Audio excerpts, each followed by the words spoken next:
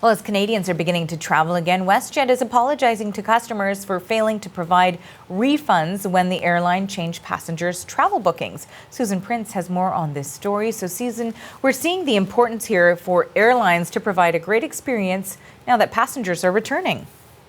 That's right. Unfortunately, that's not what happened. When WestJet changed its scheduled flights, it refused to offer refunds and to passengers who wanted to cancel and did not want a credit for further flights.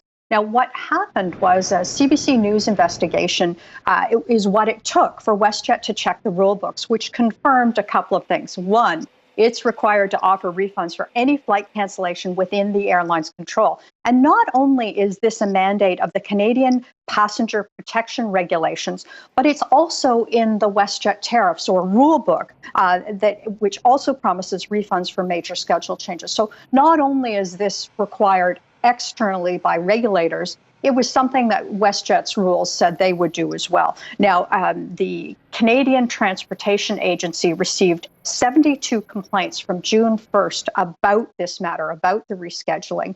And subsequent to the CBC News investigation, WestJet has come out and said, yes, they will refund the fees to people who wanted to cancel their flights. Now, Richard Bartram, who is the Vice President of Communications at WestJet, said, they're apologetic about this. He attributed it to being an error that happened as the airline was ramping up for more business again as they came out of pandemic, and that there was an internal miscommunication. And so apologetic, he did acknowledge that this would be upsetting for passengers, and it was not something that WestJet intended. So learning a little bit about customer relations as we get back to in real life. Arthi?